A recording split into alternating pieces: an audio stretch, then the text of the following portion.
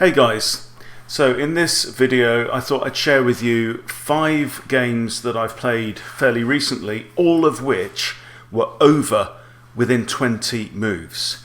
So the point of this is that yes, while anytime you sit down to play a game of chess, you should be ready to grind out a victory at all costs. At the same time, always be ready for your opponent to make mistakes, blunder early on in the game, and it is possible to get early, rapid, sudden victories. Okay, so let me take you through game number 1. So here I'm playing another player rated 13 to 1400, and e4 is played. I play e6, French, d4, d5, and my opponent captures. This is the French exchange variation. Knight to f3 is played. I play knight to f6. So far so normal. Knight to c3, and then I pin the knight with the bishop. Bishop comes out to break the pin, and black castles. Pawn comes to kick the bishop. Bishop retreats, and then the light square bishop comes out. Now rook to e8, putting the king in check, and that is blocked by the knight. Knight comes out to c6, threatening to capture the knight. If pawn recaptures, then we've got rook recaptures, and white is still in check. So the queen breaks that pin, although it's not really breaking the pin as such, but what that allows is knight takes d4, and there's a possible threat coming in of knight taking c2 with another fork. Queen comes in to harass the knight, and the knight moves back. White then plays f4, which is slightly unusual, but maybe white's planning to castle queenside at this point. And knight comes into g4, knight to c6 to attack the queen, capturing the knight there. But you can see that this is a blunder. There's a discovered attack because of that knight move on the queen, so the queen falls. Bishop recaptures, knight falls, and it's pretty much a lost position already from that point, so white resigns. Let's move on to game number 2. Okay, in this one again I'm playing black. Again, it's a 13 to 1400 player, and white starts with the unusual c3. So, as very often in situations like this, I will resort to the reverse London. So I play d5, and now unusually the bishop comes out to a3. I mean, normally when c3 is played, you would expect the bishop to come to b2 with a fianchetto. Doesn't happen in this instance. So the more typical move here for the London would be bishop to c5, but in this instance I bring the knight out first. e3 is played, bishop to f5, queen out, leaving the c2 pawn undefended. Bishop comes in to capture that. Knight is developed. We now have 2 attackers and 2 defenders on d5, so that's not an immediate threat. And now the bishop retreats, backed up by both the knight and the pawn to harass the queen, which has come out early. Knight captures the bishop, knight captures the knight, and bishop to b5 with check. Fairly straightforward. c6 blocks that. So now the bishop has to retreat, comes back, and we have knight takes d2. So this is attacking the queen, pretty much forcing the king to capture. So now the king cannot castle, but here's the point of this move, right? This looks like a sacrifice of the knight, but it isn't. Remember, this is a 30-minute rapid game. Looks like a sacrifice of the knight, but can you see now a fork after the king recaptures? Okay, so the fork is with the queen that comes out to a5, hitting both the white king and the white dark squared bishop. King is forced to move, so I capture the bishop. Knight is developed. e6 is played to open up this diagonal for the dark squared bishop. Rook h to d1, and now I'm getting ready to fianchetto the dark squared bishop and put it on this even longer diagonal, looking at one of white's rooks. Knight comes out, Bishop comes out now, pinning the knight against the rook. E4 is played, knight to d7, pawn captures, pawn captures. This is now opening up the c file, which is now completely open, and knight to b5. But now queen to, because of that knight move, right? This is actually a blunder. Queen to b2 is actually a lovely checkmate, because all of the king's squares that it could go to are covered by the queen. So there you go, another quick win. Game number 3. I'm playing now with the white pieces. Again, it's a 13 to 1400 player. I open with e4. d6 is played, so we have the pitch. d4, and now knight to f6. Knight to c3. So this is kind of like King's Indian defense. Now I'm expecting this bishop now to fianchetto on g7 and then castle kingside. So I come in with the dark squared bishop.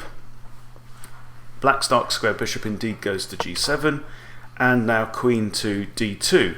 So the idea here is that putting the queen and the bishop on this diagonal means that I can drop the bishop into there, forcing an exchange of bishops. The bishop's really going to have nowhere to go after black castles, and then that's going to leave a vulnerability on the dark square because g6 has already been played. Okay, so the pawn comes out, bishop retreats, knight to c6, the other bishop comes out to d3, so white now has a pretty solid position. Knight comes in, attacking the light square bishop, knight to f3, knight captures bishop, queen captures.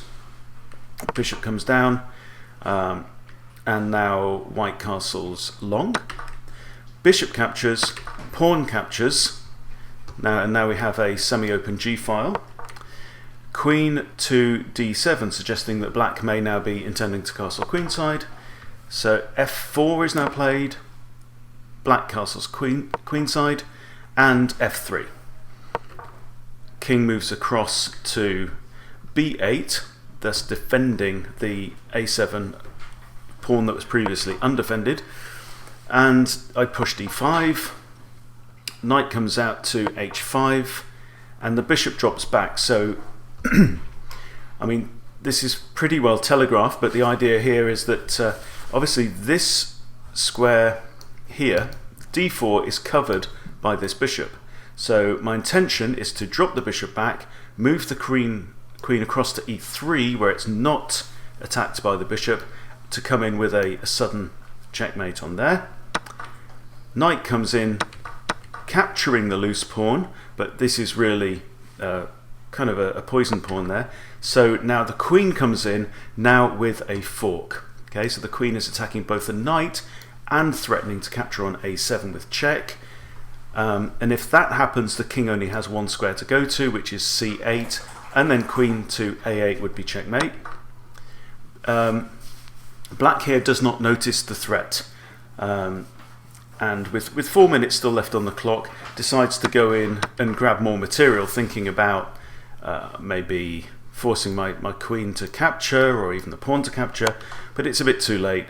Queen to a7 is check, and checkmate is going to follow on the next move. So that's another quick win. And here we go, I'm playing a player rated just over 1400, e4, e6, the French defense, d4, d5, all standard, and I play e5, so we have the French advance variation. c5 is played, which is normal, and c3. Knight comes out, now knight to c6, and bishop to d3, queen comes across, queen to c2, defending the b2 pawn. Pawn takes, and now bishop takes on h7. The rook cannot recapture the bishop because it's protected now by the queen. Pawn takes, knight takes, and now pawn to d4, attacking the knight. Knight moves across to e4, bishop comes in with a check, knight comes back to block the bishop, and white castles. Black grabs the loose pawn, knight takes, And now we have a situation where white is castled, black still isn't castled, so the king is slightly vulnerable. Pawn to a3, kicking the bishop. Counter-attack on the queen, but the light square bishop can now come back and capture the pawn. Bishop comes in, looking at a barrage now against f2. And the knight now comes out to e4, which does two things. It's both attacking that aggressive bishop and also adding a third defender, actually a fourth defender, to f2. Okay, so the knight captures light square bishop, queen recaptures, queen to c7, and now knight captures the bishop. But again, this was a blunder, because with the queen moving, you always have to think, what is the point of that move? What new threats are there? What new dangers are there? And the bishop was, tempting, but it enabled queen to h2 and a nice quick checkmate there in 18 moves. Okay, final game. So in this one I'm playing a player rated 1400. It's a 5-minute blitz game. So I play e4. c5 is played, the Sicilian. a3, this is like a delayed wing gambit. Knight to c6, b4, pawn takes, knight takes. So white is now a pawn down, but has compensation because of the central control. So I've got e4 and now d4. e6 is played, bishop to d2, kicking the knight. Well, it's not actually kicking the knight because it is defended by the dark square bishop here. So knight to f6 is played, e5 kicking that knight away, knight to e4, knight to f3. In fact, sometimes in this situation you do need to check when the knight comes into the central square, which looks attractive. You need to be careful that the knight actually has an escape square. It can't go to any of these, but it can actually capture that bishop, and it can go back here to g5, because even if the bishop captures, the queen is guarding that square. So there is no knight trap available here. So I play knight to f3, black plays queen to c7, and now c3 kicking the knight, knight retreats, queen to c2, and the knight comes in grabbing the pawn. I decide to recapture now with the knight on f. Maybe the knight from b would have been a better choice, but that knight captures. a6 is played, g3, preparing a fianchetto of the light square bishop. That's where it goes. Black responds with his light square bishop on there, and castle short, bishop to e7, bishop to e4. Now we have a bit of a barrage. You can see here, queen and the bishop are both looking at h7. Now sometimes when you have this situation where it's tempting to grab a pawn with a bishop on the corner of the board, you can sometimes fall in for a trap if the adjacent pawn can move forward, imprisoning the bishop in there. But that can't be played in this case, and the reason is because when bishop captures the pawn, the king is in check. So the opponent doesn't have time to move that pawn. Okay, the king only has one legal move, which is to go to h8, and now the bishop can retreat. So now the king is slightly vulnerable. The rook comes across rook a to c8. So now we have knight and a queen and a rook all looking down on this pawn on c3, which only has two defenders in the form of the queen and the knight. So the queen actually in this case retreats.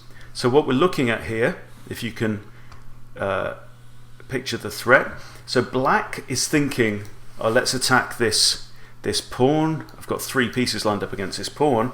But white is thinking queen to h5 with check would leave the king with only one legal move, and then because this bishop is still on that nice diagonal, the queen can come in to h7 with mate. Black falls for the trap. I ignore the pawn. That's not my intention. I'm after checkmate. Black only has one legal move, which would be to go to g8, and then queen to h7 would be mate. So black resigns at that point. So there you go. 5 nice quick games, all of which finish within 20 moves.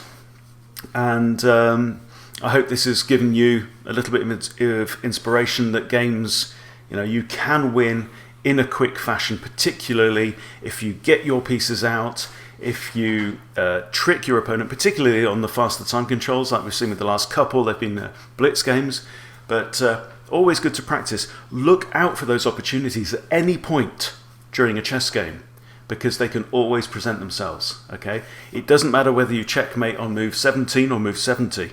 A win is a win every time. Hope that's been fun for you. It's always interesting for me to review these quick ones. So yeah, hope you got some tips from that. I'll see you next time.